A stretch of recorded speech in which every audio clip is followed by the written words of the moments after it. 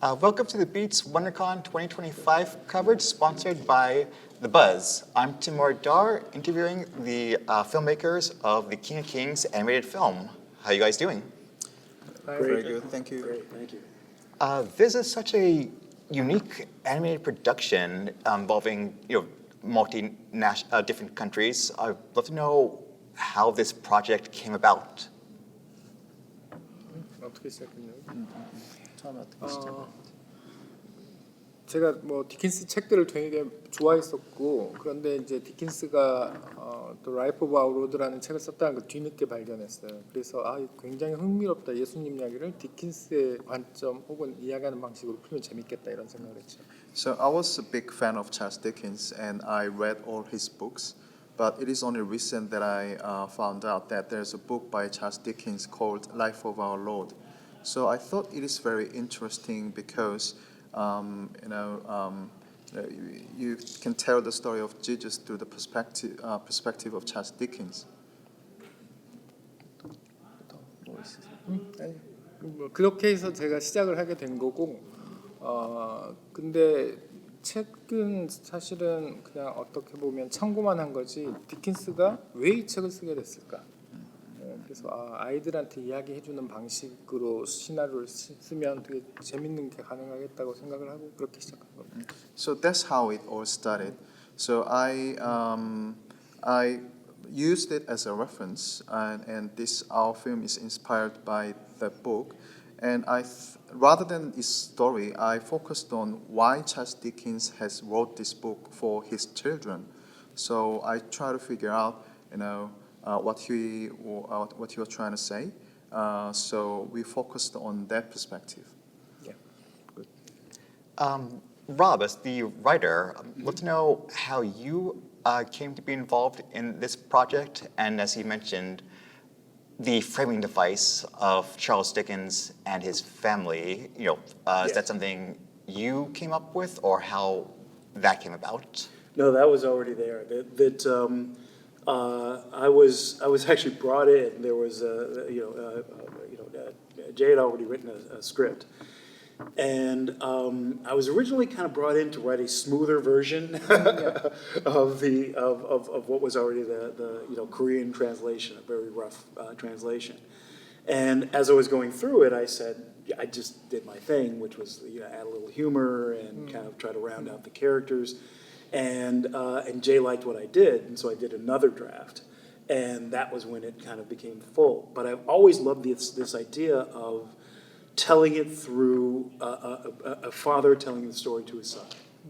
Because a lot of times when you see the story of Jesus told, it's just told in a way that a kid cannot get. You're covering their eyes and saying like, oh no, look at this is a really brutal scene, and you can't share the story with your kid. By the time you can, the kids are too old. So what better way to tell the greatest story ever told than to tell it this way, to tell it in a way that the entire family can enjoy it. Interesting. Reminds me of something in preparation for this interview. I was reading something Martin Scorsese said when he was making Last Temptation of Christ. He didn't want it to make it too solemn, but he didn't want it to be overly lavish. Yes. It definitely seems like that's the approach for you as directors and writers. I'm curious if that is indeed the case, or how you approached the story of Jesus Christ. Yes, I think you have to take it seriously. It is the Bible. It is the story of the greatest man who ever lived, and then within that, it has to be entertaining. It's animated. It's got to be a little bit fun.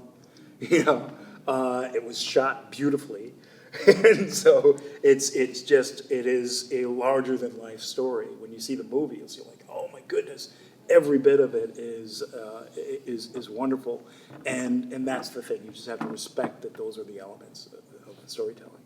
Right? Yes. 말 되게 잘했다 이 정도 말이. 되게 훌륭하게 잘 한 것 같아요. 사실은 제가 영어를 잘 못하는 사람이니까 한국어 시나리오가 영어로 바뀌는 과정에서의 어떤 대사의 중요성이 너무 중요했고 로비 그 역할을 제이미랑 같이 너무 잘해줘서 굉장히 좋았다고. I think it's very well said what Rob just said about the film. So when I first wrote it in Korean, since English is not my first language, I always wanted it to be translated in English by the best way that we can, you know, so that English audiences can accept it without any difficulties. And Rob did a wonderful job, you know, fulfilling my intention. As Rob, you said earlier, definitely some making it accessible to kids. It is interesting, the directors and even the writing, certain aspects, I think you know what I'm talking about. Let's say the crucifixion. Yes. The directors, how you towed the line of staying true to it, but making it something you could watch with a child. Yeah. 그러니까 그 예를 들어 십자가 그 씬 같은 경우에는 어떻게 그 장면을 좀 잔인하고 이런 할 수 있는데 잘 아이들이 볼 수 표현했는지. 있도록 표현을 네. 했는지. 근데 그 부분에 고민을 되게 많이 했었는데 그래서 채찍질하는 장면이나 뭐 못을 박는 장면이나 이거 직접적으로 절대 안 보여주고 이렇게 분위기와 그다음에 소리로 해결을 하는 방식. 그래서 컷을 레이아웃 할 때 되게 김영 감독님과 같이 고민을 많이 했고 그래서 느낌을 전달하자 여기에 더 집중했던 것 같아요. So we really had a deep discussion when we were trying to design the scene. So such as the whipping scene and the nailing scene, you know, we didn't want to directly express the beach reality, but instead we wanted to deliver the atmosphere and deliver the emotions of that time. So me and cinematographer Ush, we did have a lot of thoughts about this, and we had discussions. And our intention was to deliver to the audience what the atmosphere was like instead of reality. Yeah. I mean, the other thing that you get is because it's Dickens telling the story to his son. Dickens, you know, a father wouldn't say, "Oh, and then this brutal thing happened." You know, right? The father would say, "Okay, these things happen. Are you okay?" You know, and that's what I love about the way it's shot, which is, you know, there are things that fall out of focus. There's the camera angles. There, you know, whatever. You're very aware that something really wrong is happening, but the brutality of it, you know, it's not something that you really need to look away from. You are in the moment and you think, this is a bad thing that is happening. Finally, I spread to be of another film that's been compared to The Prince of Egypt. I saw it in high school. I'm not religious, but I love it. I think it's very accessible, whatever religion you are. For this, how did you make this accessible to a wide audience, whatever their religious views may be? Yeah. Well, yeah. I mean, it was just brilliantly told. At first, Dickens gives you, this wide accessibility, and just from working at Disney and Pixar, whatever. Just through my filter, that's what I loved about when Jay said, "We want you to bring your voice to this project."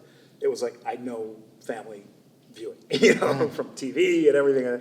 I know how to tell the story to a family, and that's what you want. I loved it that's what we wanted, was a grandmother, grandson, parents should be able to sit and watch the same movie and enjoy it.